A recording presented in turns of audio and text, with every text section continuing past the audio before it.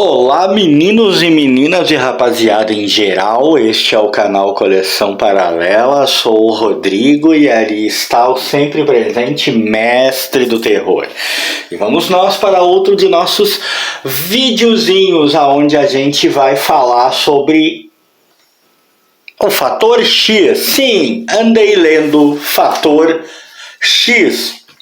Uma das ediçõezinhas, na verdade, desta revista que eu adquiri ao longo do tempo. Eu adquiri essas edições ainda no Rio Grande do Sul. Muita gente talvez lembre, talvez muita gente seja esperança demais, né? Algumas pessoas devem lembrar de quando elas vieram na minha mão. Fiquei com elas por curiosidade, ainda não havia lido. Eu as organizei cronologicamente falando, é claro que não tenho todas, não tenho a coleção completa, tem muitos rombos ali, mas as que eu tenho eu organizei cronologicamente e decidi pelo menos ler a número 7, que seria o número mais baixo que veio à minha mão, para poder opinar a respeito. E esse é o momento em que eu vou falar sobre essa revista Fator X. Vamos descer aqui então o negócio, aquele nosso esqueminha que já tá ficando padrão, né? Quando eu desço aqui para dar uma folhadinha. A primeira coisa que eu tenho a dizer é que Fator X era uma revista da qual durante muito tempo eu nem tinha tomado conhecimento da existência. Ela é uma revista dos anos 90, mas é oriunda daquela onda tão chata, tão exagerada, que foi a onda mutante dos anos 90, que tudo era mutante, tudo era publicação com mutante, era X-Men pra lá, X-Factor e tudo mais que tinha algum mutante. Então, aquilo saturou, né? Foi uma época que ficou bem saturado e eu tava realmente evitando. Eu não tinha interesse, eu gosto dos X-Men, mas overdose me cansou. X-Factor é dessa época, né? Na verdade, X-Factor não, né? Fator X, eu tô falando da revista, não do grupo. Fator X é dessa época, né? Que a Abril tava surfando nessa onda, acho que o mundo tava surfando nessa onda de exagerar com mutantes. E aí tem aquela coisa que eu já falei antes, que acaba me saturando, tudo que é demais acaba me saturando, eu não tive interesse.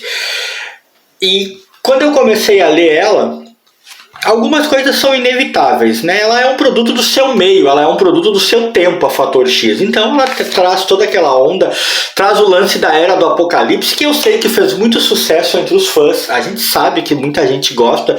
É uma revista de 1997, uma publicação ali dos anos 90, finalzinho dos anos 90, trazendo esse lance da Era do Apocalipse, que eu sei que muita gente gostou. Eu li pouco, eu não li completa, eu li um pedaço aqui, um pedaço lá. Não é segredo para ninguém isso, e justamente por isso eu não posso opinar, assim, não me sinto à vontade para opinar, para dizer, olha, isso é uma porcaria, muito menos para dizer que é bom. Eu diria apenas que o pouco que eu li me trouxe indícios de que lá no final das contas eu não gostaria, porque parece apenas mais do mesmo. Eu fico com a impressão de que é uma coisa muito para aproveitar a onda mutante para um caça-níquel. Vamos falar da revista em si, né? Ela traz na capa aqui o X-Men, que é se eu entendi bem, se eu estiver falando muita besteira aí, pessoal, pode me corrigir aí nos comentários, vocês sabem que ajuda, eu tô sempre dizendo aqui no canal que eu adoro quando nos comentários vem alguma pessoa, e eu adoro mesmo, não é ironia, vem alguma pessoa que tem um verdadeiro entendimento, que conhece as coisas e explica, faz um comentário que traz uma informação útil. Normalmente eu procuro fixar esse comentário, porque esse canal só existe para que eu me divirta, para que eu possa falar com as pessoas a respeito das coisas que eu gosto e também para eu aprender. É divertido aprender desta maneira, e sempre tem alguém que sabe mais do que você. E em se tratando de quadrinhos, saber mais do que eu nem é difícil, porque eu sou, acima de tudo, um leitor despreocupado que só quer ler, só quer se divertir, não tem interesse em adquirir altos conhecimentos. Nenhum demérito a quem tem, sou apenas eu, estou falando isso. Então, se eu falar alguma besteira aí, sinta-se à vontade para vir nos comentários e me explicar. Mas pelo que eu entendi, o tal do X-Men, que é um personagem que eu acho bem, né? Tipo, ele é o Cable, ou uma versão do Cable, porque ele é filho da Jean Grey com o Ciclope. É uma coisa meio doida assim, eu acho, né? Então vamos lá. A primeira história é essa aqui, que traz o Gambit e os Ex-Eternos em Labirinto. É uma história com argumento do Nicienza e desenhos do Salvador Larroca. Conheço, já vi trabalho de ambos e até os acho bom, mas aqui é como eu disse, é a onda mutante dos anos 90. E cara, não é interessante, eu não consegui gostar. Abril publicava, não comentei isso, né? Publicava essa revista naquele formatinho um pouquinho maior do que o formatinho padrão. Dava uma sensaçãozinha diferente ao segurar a revista. A história fica confusa, mas aí eu não vou ser hipócrita. O que eu achei de confuso é porque eu não acompanhei. Você precisa acompanhar o negócio cronologicamente, linearmente, para minimamente poder entender melhor o que você está lendo, né? Se você não acompanhou, vai parecer meio confuso. São versões alternativas, pelo que dá para perceber, de personagens que eu conheço, vivendo num universo onde o apocalipse dominou tudo, aonde nem todo mundo é bonzinho, tipo o Guido, e por aí vai, e algumas pessoas que não eram boazinhas, não são boazinhas na versão que conhecemos, vamos dizer assim, aqui são bonzinhos, como tem uma história aqui que o Sauron aparece, o Sauron é bonzinho. Essas surpresas para mim, claro, essas mudanças na dinâmica dos personagens até que eu acho legal, cara, dependendo do contexto eu acho maneiro.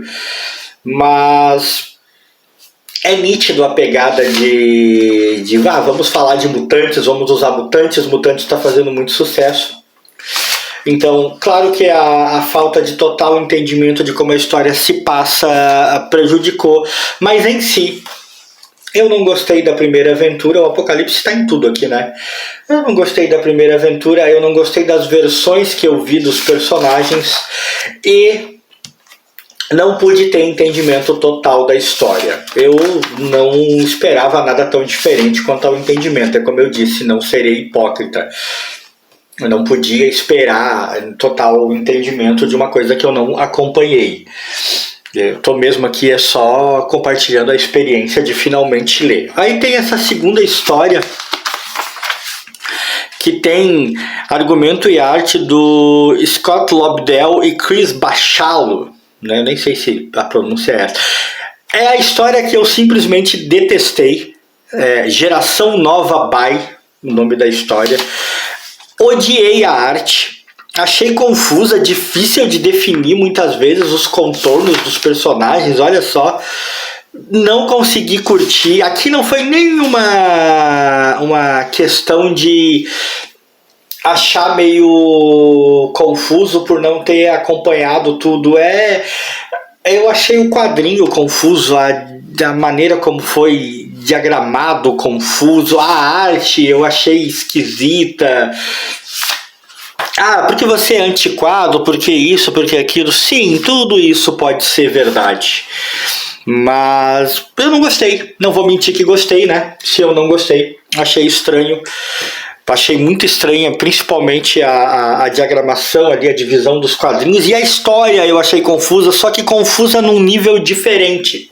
Se na primeira história eu achei confuso porque me faltou total entendimento da trama, já que eu não acompanhei, aqui eu achei confuso porque parece que as coisas não fecham. É como se de repente tivesse um corte assim brutal e entrasse numa outra cena que não se liga bem com a primeira cena que você leu. Eu achei deveras estranho, realmente não consegui curtir, não gostei mesmo. E aí de repente temos essa versão do Colossus que eu achei absurdamente estranha. Eu nunca entendi porque que o Colossus, e isso é claro, provavelmente há uma explicação que eu só não entendi porque não acompanhei. Mas nunca entendi por que o Colossus passou a usar essa máscara esquisita aí, cara. E aqui o Colossus ficou meio que do mal. Ele meio que abandonou os amigos, deixou eles pra trás. Meio se acovardou, não sei. É como eu disse, nessa versão aqui parece que nem todo mundo é o que era. Parece que mesmo os bonzinhos não são tão bonzinhos. Eu tenho que admitir que o final, com essa situação do Colossus não ser aquilo que eu estava acostumado, até que pelo menos deu um tchazinho na história. Mas eu falo tchazinho, olha isso. Mas não serviu para que eu gostasse da leitura. Então podemos ver que até agora a revista em si, ela não está me agradando muito, né? Aí temos essa história, a história do X-Men, que é sim a melhor história da edição. Também dentro daquele contexto, né? Ela vem de uma sequência que eu não acompanhei, mas é a história que eu gostei mais da diagramação. Gostei da arte, que aliás eu fiz o favor de passar reto sem falar de quem é, né? O argumento é do Loeb, né, do Jeff Loeb, e os desenhos do Steve Kruse. Gosto do trabalho do Loeb, talvez, então tipo, não é coincidência então do porquê que é a história que eu mais gostei. Achei o argumento, achei o roteiro da história bem melhor escrito, bem mais interessante, mais entendível, embora não tenha gostado do personagem. Eu tenho pouquíssimo contato com esse vilão aqui, o Senhor Sinistro. Não tenho muito o que falar dele. Essa é a primeira história que eu leio com esse personagem, X-Men. Aqui tá ó, o Sauron. Sauron aqui é bonzinho. Uma coisa que também me surpreendeu. Então, é a melhor história da edição. É a história que eu achei mais interessante. E vindo de um roteiro de um cara que eu gosto, como o Loeb, eu acho que isso explica muita coisa. Ainda assim, provavelmente, volto a dizer, serei repetitivo, provavelmente porque eu não acompanhei isso, é claro, vai me ajudar na sensação de estar deslocado. Ainda assim, claro, as coisas ficaram, né? Falta alguma coisa, tem muitos buracos para compreensão no entendimento da história.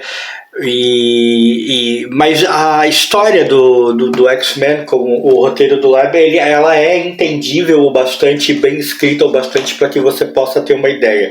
Eu diria que de tudo que tem nessa Fator X, a coisa que mais se aproximou de eu gostar é a história do X-Men. É essa história final aí. Se eu tivesse que escolher alguma coisa para acompanhar, seria isso. As outras histórias eu não gostei de argumento, e algumas, como vocês viram, eu não gostei nem da arte. Enfim, minha experiência com a revista Fator X, se for pesar, não foi lá muito positiva. Eu tenho outras edições, não sei se vou continuar lendo, talvez sim, eu sou teimoso, por que não? E como eu falei certa vez num vídeo, eu finalmente tenho mais tempo para ler, e às vezes também, como eu já falei em outros vídeos, o que falta é dar uma outra chance, né? No caso, geralmente eu falo isso de dar uma outra chance fazendo uma releitura. Não farei uma releitura, mas talvez eu leia o próximo número, eu acho que eu tenho o número 8, inclusive, para ver, né, se há uma melhora, se eu consigo gostar mais. Mas em si, mesmo considerando a aventura que eu realmente consegui apreciar mais, mesmo essa aventura ainda é um sintoma daquela época massificante de falar de mutantes em qualquer publicação possível. Fizeram isso com o Homem-Aranha uma vez, era a teia do aranha, era tudo quanto é coisa, o Homem-Aranha estava por cima da carne seca, como se fala, e nos encheram de Homem-Aranha. Aí os X-Men explodiram, a onda mutante explodiu, a mesma coisa.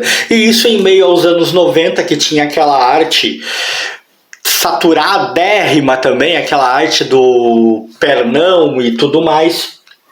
Vocês veem que realmente a chance de agradar esse Matusalém dos quadrinhos aqui é complicada. Mas sempre vale a tentativa, e eu estou sempre disposto a tentar e quero sempre passar essa experiência para vocês. Vocês conhecem a Fator X? Acompanharam? Colecionam? Colecionaram? O que vocês acham? Eu falo mais da revista como um todo, não vou nem perguntar sobre as sagas, tipo a Era do Apocalipse, coisas assim. Isso a gente já sabe, tem muita gente que é fã, tem gente que não é. Eu não posso nem dizer que sou nem que não sou, porque não acompanhei. Só posso dizer as impressões que eu tenho ao ler alguma coisa, e a impressão que eu tenho é que provavelmente num balanço final eu não gostaria, mas só saberia se conseguisse ler completa. Valeu por ter acompanhado até aqui, sempre um prazer gravar um videozinho para falar com vocês. Deixa aquele likezinho aí pra mim se você gostou do vídeo. Pro meu querido mestre do terror. Fui!